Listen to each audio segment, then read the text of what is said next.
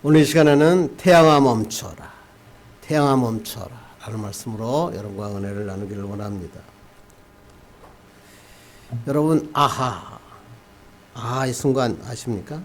어떠한 특정한 순간에 갑자기 무엇을 깨닫거나 그때 사람들이 외친 소리가 아하. 그때 그걸 갖다 우리는 아하 모먼트라고 얘기하고 한국말로는 아하의 순간이라고 얘기합니다. 이건 이제 어디서 나온 거냐면 고대 시칠리아의 히에론 왕이 자신의 받은 왕관이 순금으로 받은 것인지 은이 섞인 건지 알아내기 위해서 당시 유명한 수학자였다고 물리학자였던 아르키메데스에게 조사를 하게 했습니다. 아르키메데스가 이걸 가지고 고민하고 있었는데 목욕탕에서 생각에 잠겼을 때 목욕탕 안에 물이 바깥으로 흘러나오는 것을 보고 부피를 이용하면 이것을 알아낼 수 있겠구나. 방법을 깨닫게 됩니다. 그래서 이것을 알게 된 아르키메데스가 너무나 기쁜 나머지 벌거벗은 채 목욕탕에서 뛰쳐나오면서 유레카! 찾았다! 알았다! 그래서 외쳤습니다. 그래서 이 유레카의 시간, 그것을 우리는 아하의 순간이다. 아하 모먼트다. 이렇게 얘기합니다. 이 아하 모먼트가 제품으로 와서 홍보, 카피로 사용되는데 여러분이 너무나 잘 아는 거 있죠? 두통, 치통, 통에 개버린. 거기에 뭐야? 맞다, 개버린. 그러죠. 두통에 한번 시달려 본 사람은 이때 맞다, 개버린 이 말이 얼마나 마음에 확 다는지 모릅니다. 통증이 있을 땐 개버린이지. 그런 생각. 지금도 아마 이 개버린이 인기를 많이 끌고 있고, 요새는 또 그와 똑같은 단어가 뭐예요? 육회, 상쾌, 통쾌, 메이퀸, 그렇게 나오죠. 그래서, 이게 마찬가지죠. 변비로 고통을 겪어본 사람은 이때 이 광고를 딱 보면서, 저걸 먹으면 되는구나. 그래서 알게 하는 겁니다.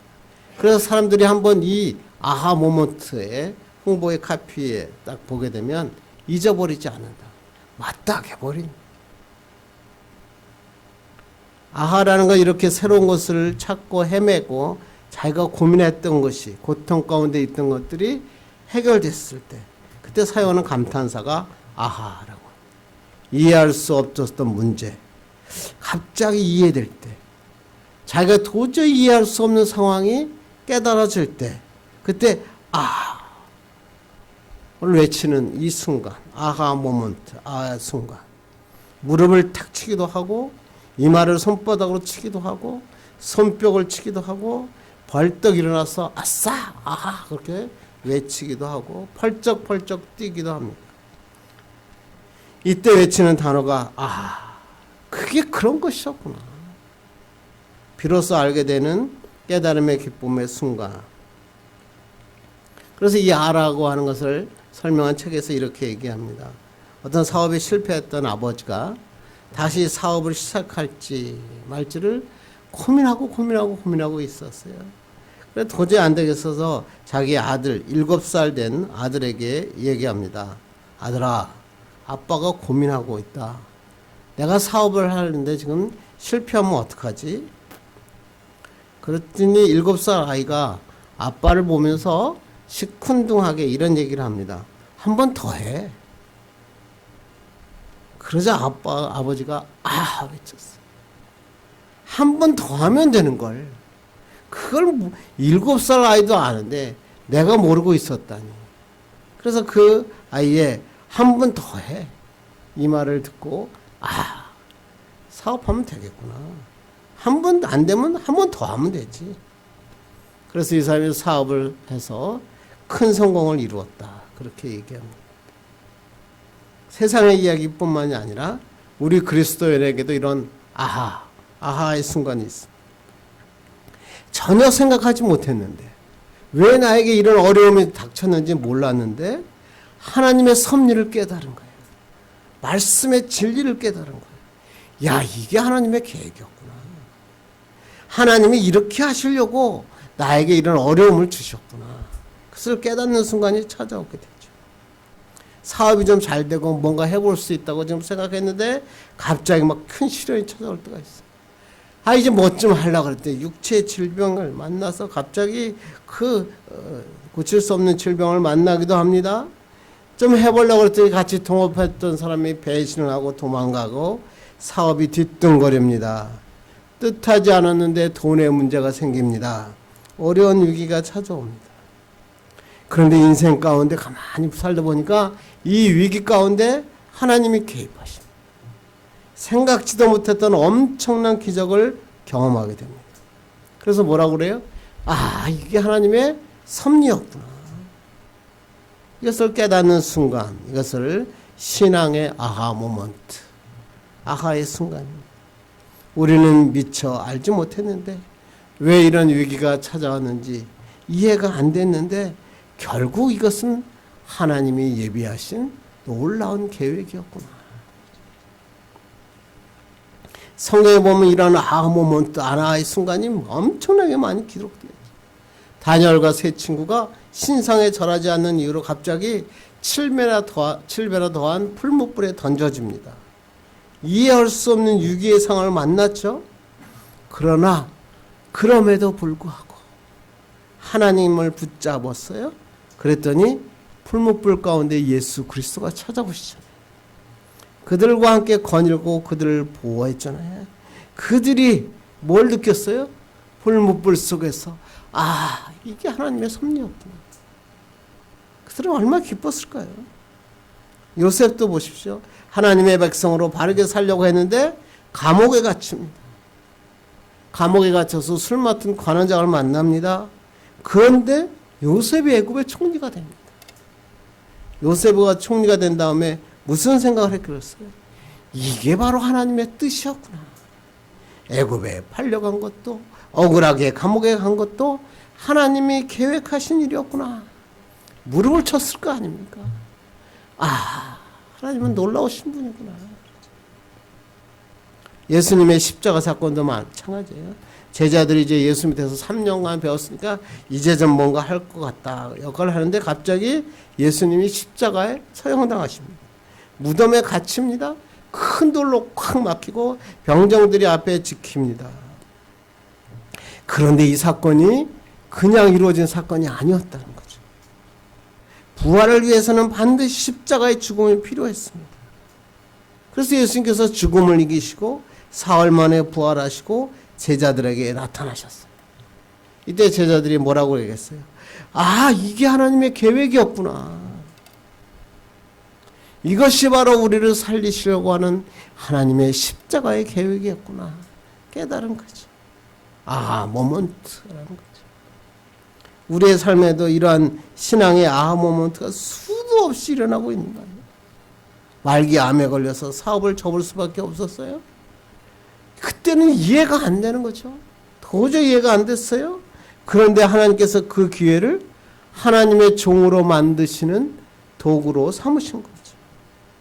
그래서 이전보다 더 강한 몸으로 주의 일을 하게 하는 거예요. 그때 저에게 찾아왔던 많은 사람들이 이제 또 이 자리에 떠났지만 아직까지 저는 복음을 전하는 주의 종이 되는 거예요. 이게 바로 신앙의 아하 모먼트.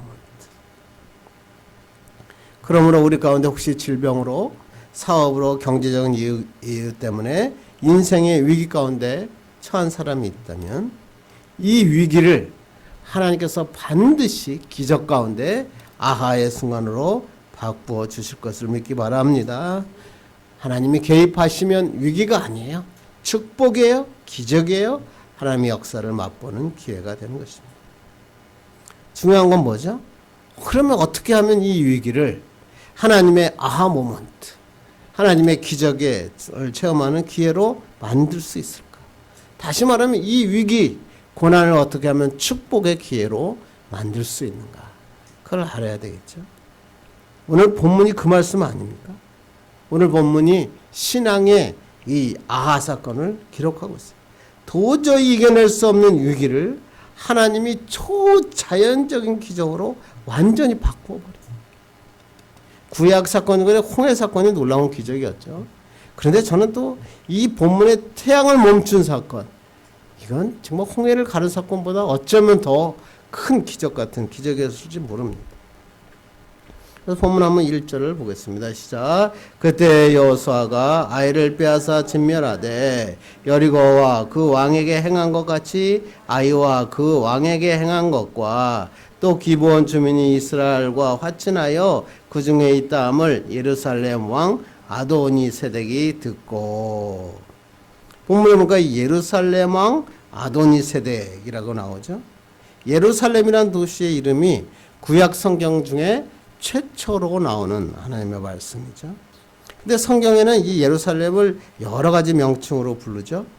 아브라함 때는 이 예루살렘을 뭐라고 불렀어요? 살렘이라고 불렀죠. 그때 여러분 살렘 왕이 누구죠? 멜기세덱. 너무 잘 알죠. 사사시대는 이 예루살렘을 뭐라고 불렀냐면 여부스다 이렇게 불렀죠. 왜냐하면 그곳에 여부스 족속이 살고 있었기 때문에.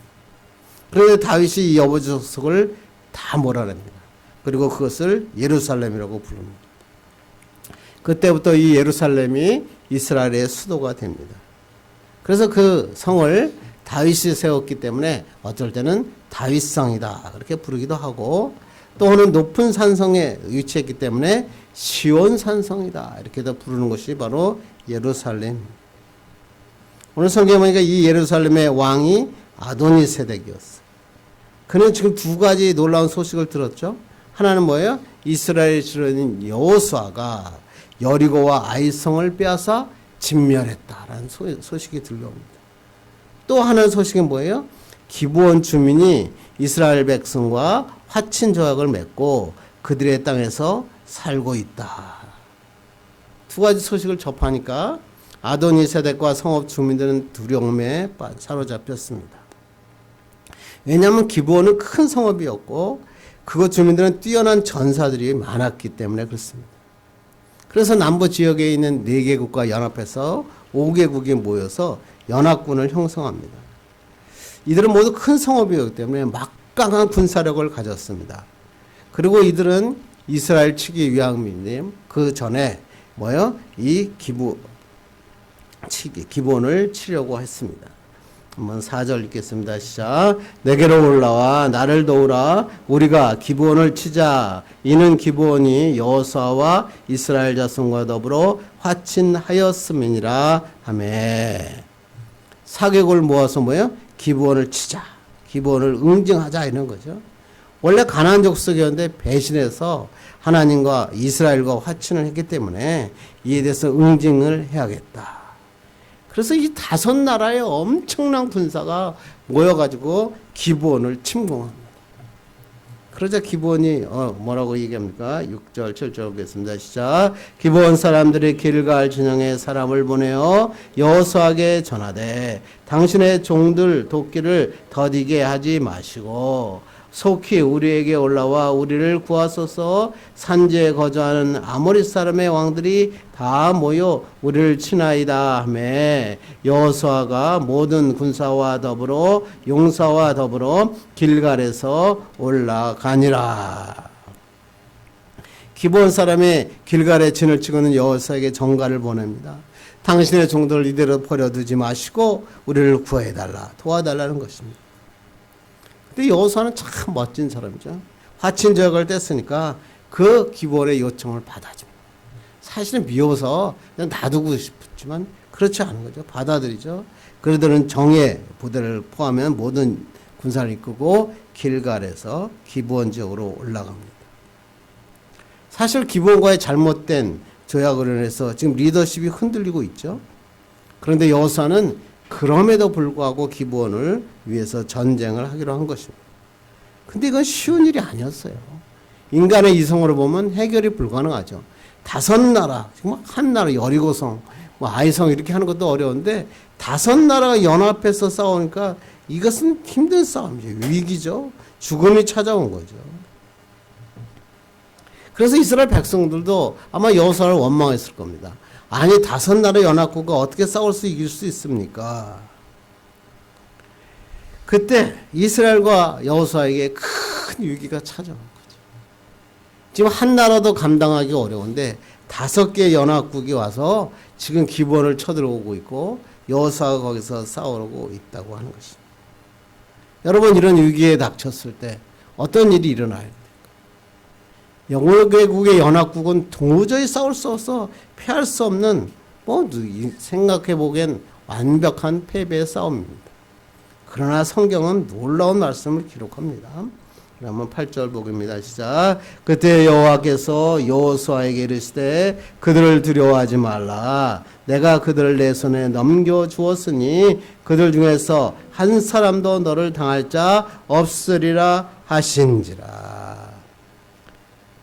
도저히 승리할 수 없는 상황, 위기의 상황, 패배의 상황에서 여호와께서 여호수아에게 그들을 두려워하지 말라.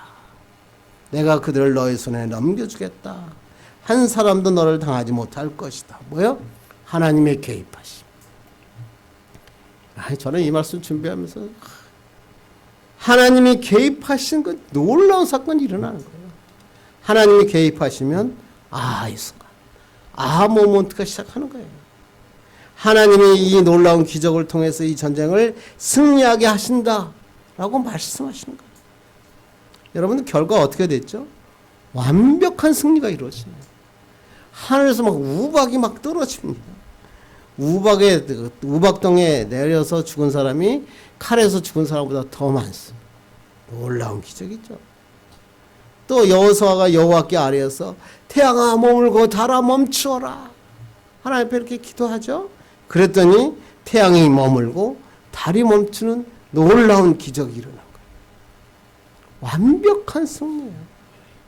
우박이 내리고 태양이 머물고 달이 멈춤으로 완전한 승리가 일어났죠. 여호수아 이스라엘 백성 어떻게 했을까? 하나님이 우리를 승리하게 하셨구나. 위기가 하나님의 축복이구나. 하나님의 계획을 알아차린 것입니다. 태양이 멈추는 것을 보면서 하나님이 이 세상의 주관자이시구나. 알게 된 거죠. 뿐만 아니라 5개국의 연합국이 쳐들어왔는데 5개국의 연합국을 한 번에 다 날려버렸어요.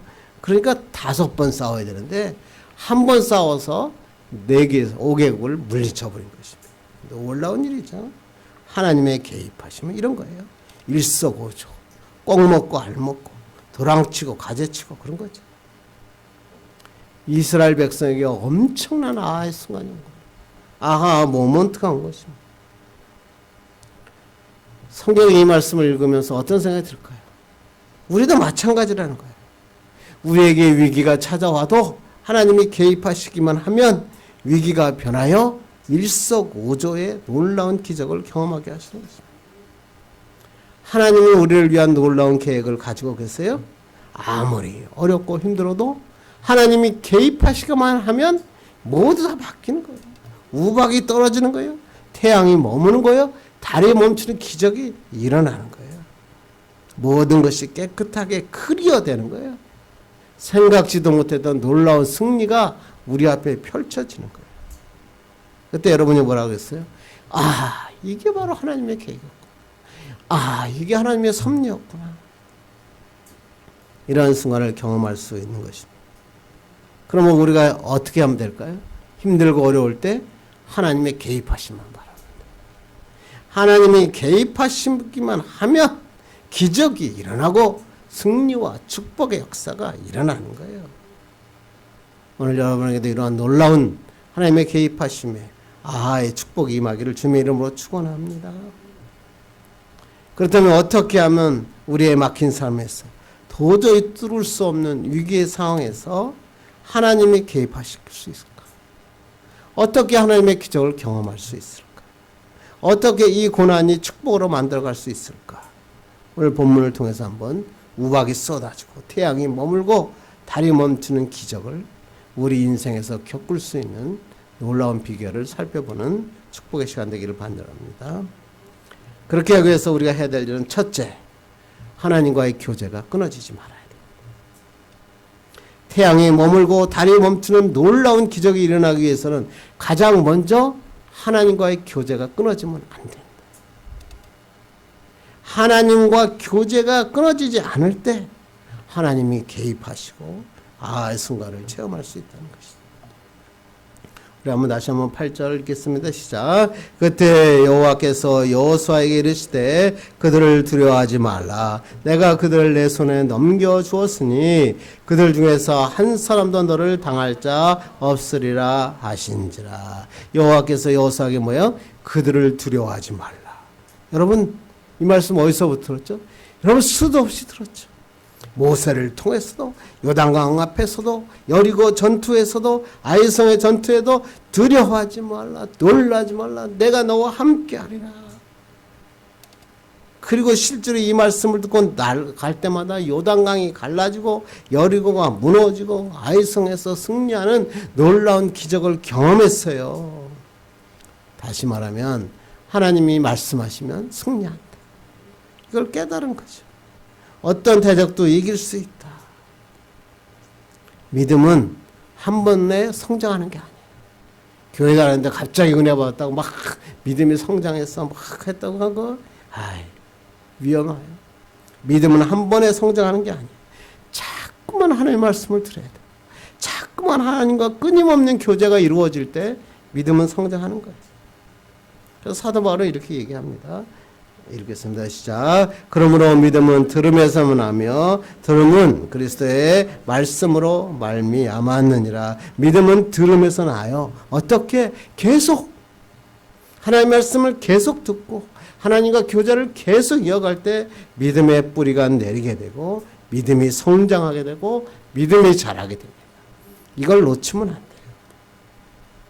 그렇게만 되면 하나님과 교제하는 게 끊어지지 않으면 하나님의 말씀이 끊어지지 않으면 하나님이 함께 하심을 믿게 되고 무슨 일을 하든지 담대하게 나가는 것입니다. 그 여호수아 보세요. 하나님이 이렇게 말씀하시니까 어떻게 행합니까? 오늘 9절 보겠습니다. 시작. 여호수아가 길갈에서 밤새도록 올라가 갑자기 그들에게 이르니 하나님께서 놀라지 마라. 내가 너를 승리하게 했다. 이런 약속을 받으니까 어떻게 했다고요? 힘을 내어서 길갈에서 밤새도록 진군의 기습 공격을 갑니다. 오늘 성경에 갑자기 그들에게 이르렀다. 이 말씀을 잘 읽으셔야 돼요. 갑자기라는 원어가 피트옴이라는 단어인데 눈을 깜빡거리다라는 페타에서 온 겁니다. 눈을 깜빡거리는 사이에 도착했다는 거예요. 놀라운 일이죠. 여호수아의 군대가 하나님이 이 말씀을 하시자마자 쏜살같이 달려갑니다. 지금 이스라엘 백성이 진을 치고 있는 게 길갈이고요. 연합군이 공격하고 있는 것은 기브온이거든요. 거기까지 거리가 한 40km. 보통은 군대가 간다 하면 사흘 이상을 가야 그것에 도착할 수 있는 거예요. 그런데 오늘 여호수아가 뭐예요? 하나님의 말씀을 듣자마자 하룻밤 사이에 가서 쫓아간 거예요. 누구도 상상하지 못했죠. 하나님의 말씀을 믿고 행하는 자는 이렇게 행하는 거예요. 하나님의 말씀을 들으면 담대하게 나는 거예요.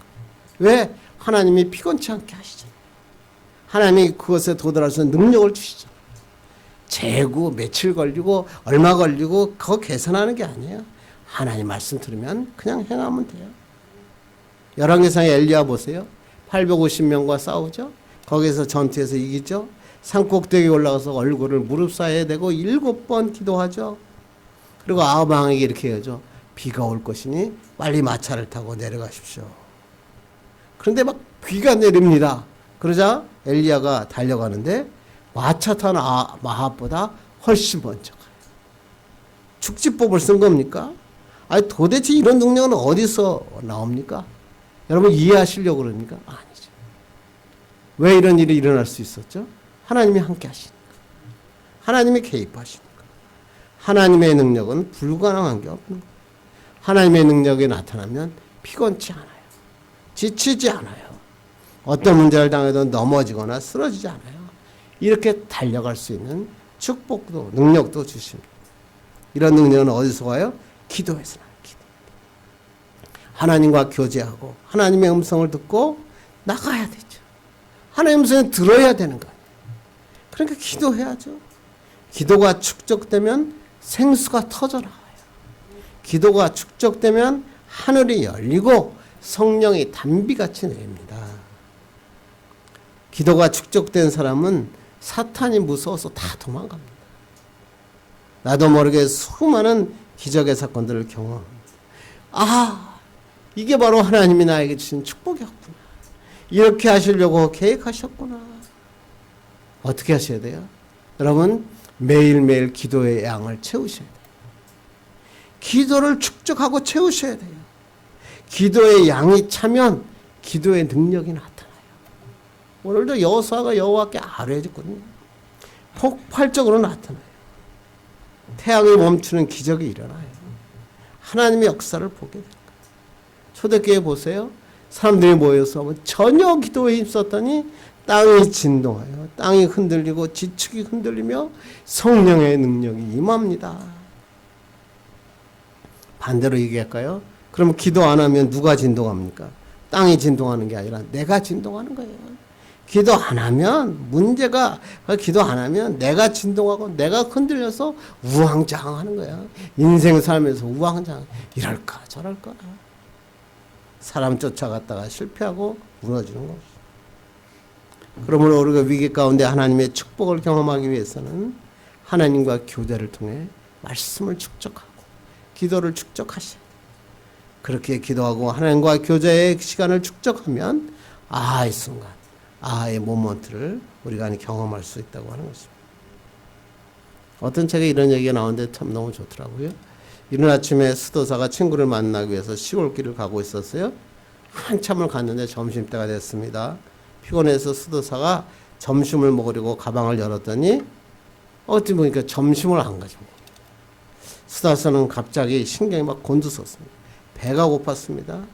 할 수 없이 점심을 굶은 채 배가 고픈 채로 여행을 할 수밖에 없었습니다.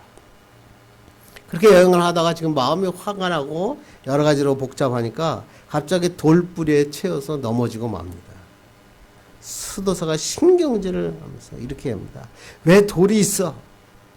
일부러 사람 지나는데 넘어지라고 여기다 놓은 거 아니야? 그러자 이 조그만 돌이 갑자기 커졌어. 그래. 수사 이렇게 합니다. 그렇지. 누가 일부러 돌을 가져다 거기에 두었을 거야.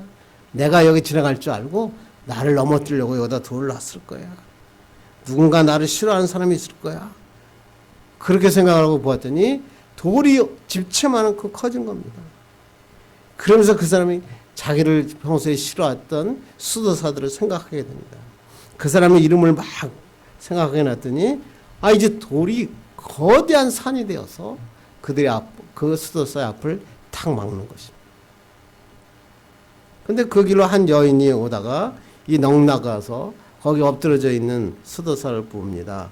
그리고 다 와서 무엇이 문제입니까? 그랬더니 수도사가 자기의 생각과 모든 얘기를 다 들려주었습니다. 한참 동안 들은 얘기가 수도사를 얘기를 듣는 그 여자가 길 가운데 가서 작은 돌을 들어서 길가로 던집니다. 수도사는 아무 말도 못하고 그냥 놀라기만 합니다. 그냥 돌은 던져졌고 그 길을 자는 지나간 것입니다. 사고 지점을 지나면서 그때 자기가 만났던 그 여인이 바로 기도였다라는 것을 깨닫습니다. 내 앞에 막았던 그 산 같은 돌멩이는 그냥 단지 작은 돌멩이에 불과했던 것입니다. 그것을 빼내는 방법은 기도밖에 없다. 그래서 이 교훈은 이 이야기가 주는 교훈이 뭐죠? 기도는 여러분의 앞길을 막고 있는 모든 문제를 해결한다는 거예요. 여러분의 산덩이같이 느껴졌던 돌덩이도 하나님께서 기도하면 해결하시는 거예요. 치워버리시는 거예요. 어떤 문제라도 기도는 해결해 주시는 거예요. 기도는 불가능이 없습니다. 나폴레옹도 나의 사전엔 불가능이 없다 그랬죠. 불가능이란 바보의 사전에만 있는 것이다 이런 말 했어요. 그러나 워터루 전투에서 패배하고 세인트 헬레나 섬에서 유배되고 최후를 맞게 됐죠. 그는 마흔을 넘으면서 불가능한 일을 엄청나게 겪습니다. 그래서 그의 유럽을 떨게 했던 그의 사전에는 보니까 불가능이 가득했던 것이죠. 그러나 하나님은 다르시더라고요. 나폴레옹이 아니라 하나님께는 불가능한 일이 없어요. 모든 천지가 하나님의 손에 의해 만들어졌고 하나님이 지금도 운영하고 계시기 때문에 그렇습니다. 하나님이 하시고자 하면 못할 게 없어요. 태양도 멈추고 달도 멈추고 우박도 떨어집니다. 이제 이 하나님의 능력이 우리 가운데 역사하기만 돼요. 그렇게 하기 위해서 어떻게 해요? 하나님과의 교제가 끊어지지 않아요. 기도가 하나님의 능력을 여는 기도가 능력의 열쇠입니다. 말씀을 사모하고 기도하십시오. 그러면 하나님께서 개입하시고 하나님께서 놀라운 축복으로 이어주십니다. 하나님 말씀 묵상하세요. 하나님 앞에 기도하세요. 하나님과 동행하세요. 하나님의 개입하심을 경험하게 될 것입니다. 이런 축복의 사람 되기를 간절히 바랍니다. 두 번째는 하나님의 능력에 대한 확실한 믿음이 필요하다. 하나님과의 교제가 끊어지지 않아야 되고, 두 번째는 축복으로 가려면 하나님의 능력, 사랑에 대한 믿음이 확실해야 된다. 그래 한번 11절 보겠습니다. 시작. 그들이 이스라엘 앞에서 도망하여 벨호론의 비탈에서 내려갈 때 여호와께서 하늘에서 큰 우박덩이를 아세가에 이르기까지 내리심에 그들이 죽었으니 이스라엘 자손의 칼에 죽은 자보다 우박에 죽은 자가 더 많았더라. 아까 놀라지 말라 이 말씀을 듣고 이스라엘 군대가 밤새 달려가서 순간적으로 갑자기 가서 기습 공격을 하니까 이들이 다 도망갑니다. 그 다음에 그들에게 큰 승리를 이룹니다. 그런데 그때 하나님께서 뭐요? 우박을 막 퍼부어 버렸어요. 여기서 우박덩이라는 원어를 찾아보니까 아바님, 게톨로트라는 말인데 큰 돌둘이라는 얘기. 이 연합군의 군대는 이스라엘 사람들의 칼에 의해 죽은 자보다 우박에 맞은 자들이 더 많게 패했다. 근데 이 말씀은 그냥 지나가면 그냥 지나갈 수 있는데 가만히 살펴보면 대단하지 않습니까? 지금 전쟁하고 있는데 우박이 떨어졌어요. 그런데 희한하죠.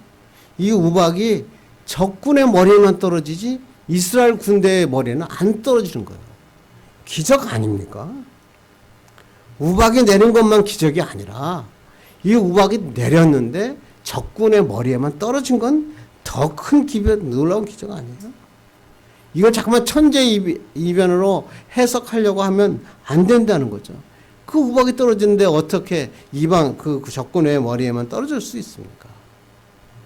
하나님의 초자연적인 역사가 아니건 설명할 수 없는 거죠.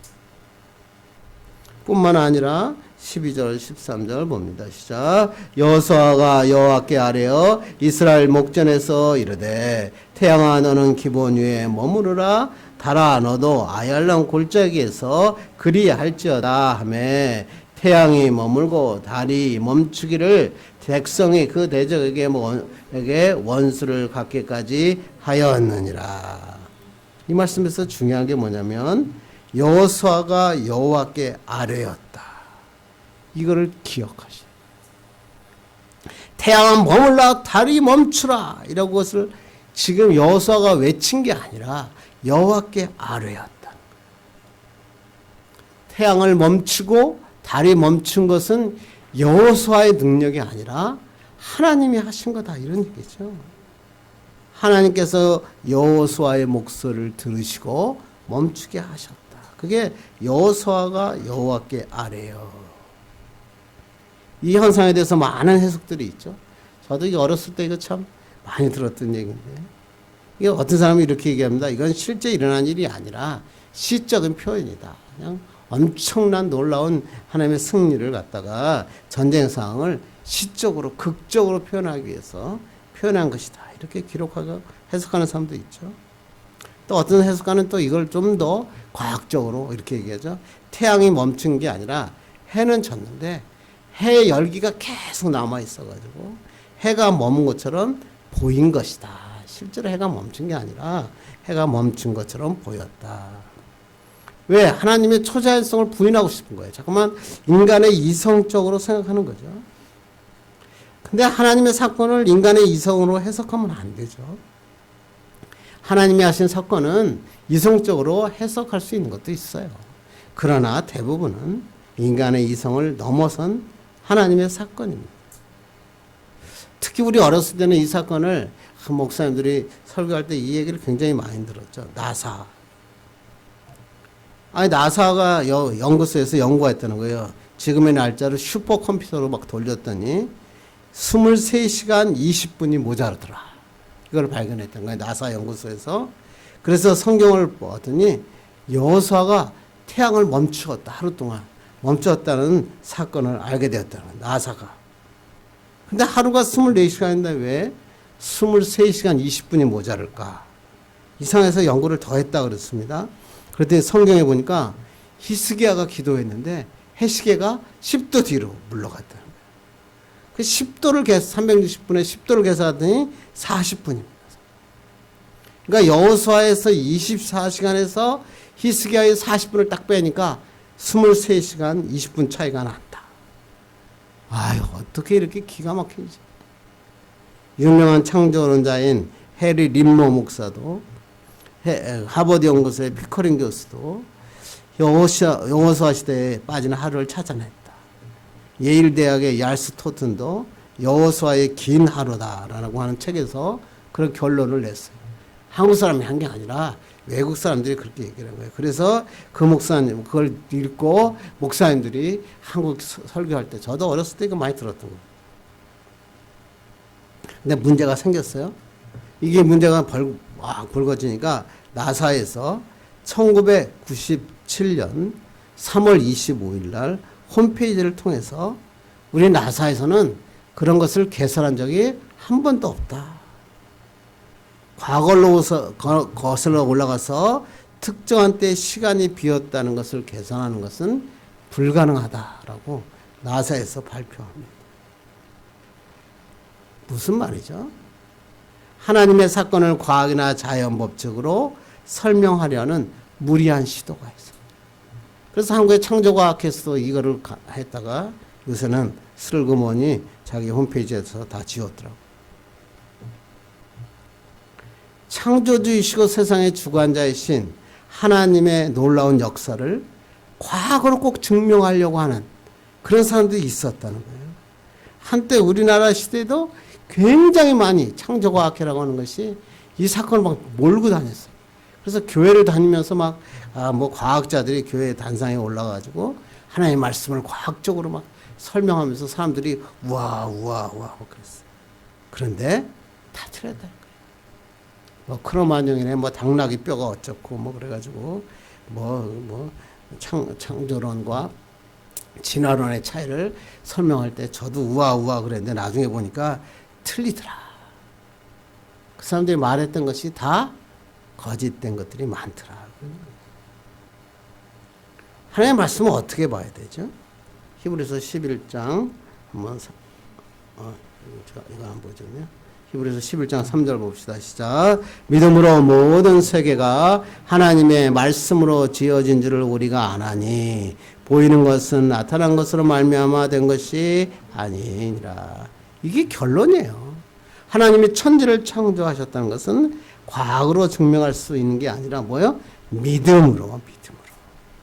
예수 그리스도의 부활도 마찬가지. 여러분 예수 그리스도의 부활을 보셨어요? 안 봤죠. 어떻게 부활하셔서 죽은 자가 다시 살아 영원히 살아 하나님 우편에 앉으실 수 있어요? 여러분 이해가 안 되죠. 그러나 우리가 보았다고 과학으로 증명했다고 믿는 게 아니라 우리가 믿음으로 믿는 거죠. 그러므로 우리는 하나님의 능력에 대한 초월적인 믿음이 필요해요. 하나님이 행하신다면 놀라지 말라, 두려워하지 말라 그러면 하나님의 행하실 것을 믿는 거예요. 그러면 세상에 나가 승리하는 거예요. 하나님이 우리를 위해서 계획하셨다. 하나님이 나를 위해서 지금도 뒤에서 도와주고 계신다. 이 믿음을 나갈 때 하나님의 능력에 나타나. 과학이 아니에요. 논리가 아니라 하나님의 놀라운 축복을 통해서 아하의 순간을 경험하게 되는 것입니다.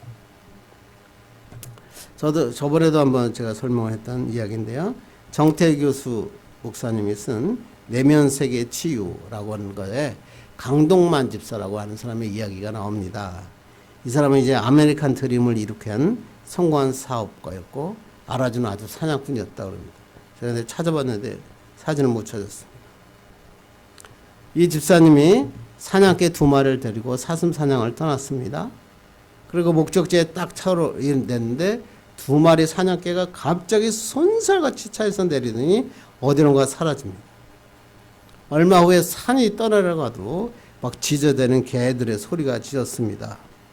그래서 집사님이 막 급하게 사냥총을 들고 소리나는 곳으로 갔는데 사냥개들이 소나무 위를 쳐다보고 마구 짖고 있었어요. 그래서 집사님이 갑자기 위를 딱 쳐다봤더니 기절초풍할 광경이 벌어졌죠. 호랑이가 머리 위에서 내려보면서 날카로운 이빨을 드러내고 있었던 것입니다. 집사님은 반사적으로 총을 겨누었고 호랑이는 바닥으로 곤두박질을 치고. 사실 개하고 호랑이는 싸우면 안 되죠.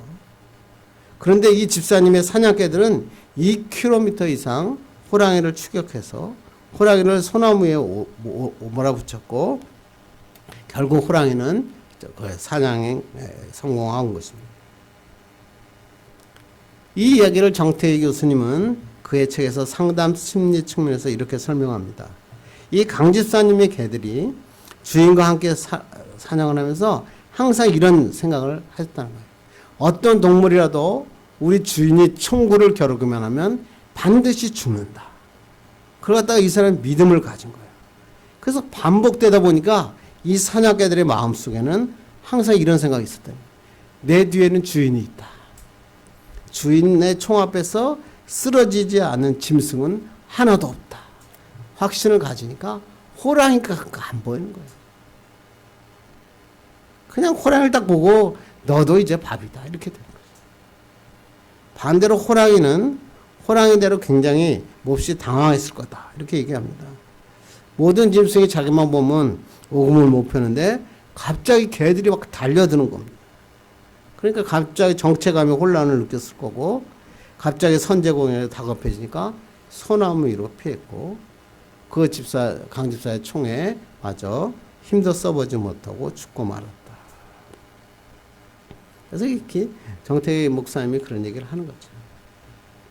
내 뒤에는 주인이 있다. 사냥개들도 이렇게 확신 가지고 달려드는데 하나님이 내 뒤에 계신다 라는 믿음을 가진 우리가 이 세상에 나갈 때 그렇게 살지 못하는 이유가 뭐가 있냐는 거죠. 문제만 생기면 도망치려 하고 두려워하고 숨으려고 하고 그렇지만 하나님이 내 뒤에 계시고 하나님이 개입하시기만 하면 하나님의 놀라운 역사가 일어난다는 믿음을 가져라 이거죠. 아니 사냥개도 이런 믿음을 갖고 있는데 우리 그리스도인 더 큰 확신을 가지고 살아야 된다 이런 얘기죠. 하나님의 말씀에 두려워하지 말아야 된다. 문제는 풀려고 한 거예요. 뛰어넘으라고 주는 거죠. 우리는 하나님의 능력만 믿으면 돼요. 하나님이 함께 하시면 불가능한 게 없다. 태양도 멈추고 달도 멈추는 것이다. 하나님께서 우리와 함께 하시면 놀라운 축복의 역사가 일어난다. 그렇습니다. 오늘 여러분 말씀을 듣는 여러분, 하나님이 개입하시면 불가능한 것이 없습니다. 하나님께 마음의 문을 여셔야 돼요. 믿음을 가지셔야 돼요. 기도하셔야 돼요. 하나님에 나가서 개입하시면 놀라운 축복의 역사가 일어납니다. 이제 말씀을 맺으려고 합니다. 우리가 살아가다 보면 내 힘으로 해결할 수 없고 정말 천금만금 같은 그런 큰 문제 앞에 만날 수가 있습니다. 세상 사람들 도와준다고요? 아니에요.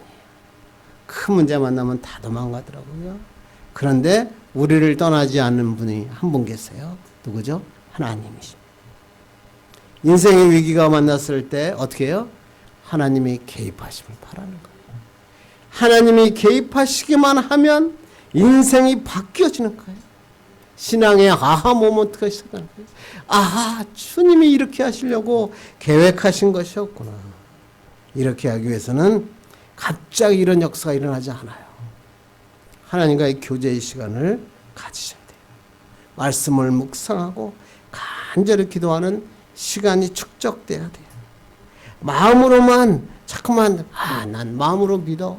난 마음으로 그렇게 할 수 있어. 마음으로 나는 매일 기도하며 살아. 그거 안 된다는 거예요. 하나님께서 말씀하시는 건 뭐냐면 실제로 시간을 드리라는 거예요.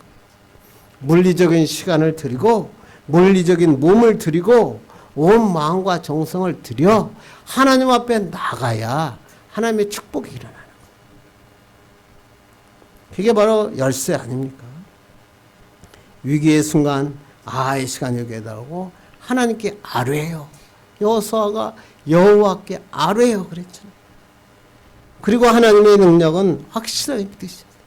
이렇게 하면 안 되는데, 불가능한데, 이런 일은 있을 수가 없는데, 그거 믿고 사냥개도 믿는데 우리는 하나님을 더 믿어야 되지 않겠습니까? 이렇게 하면 위기의 순간이 축복의 기회로 바뀝니다.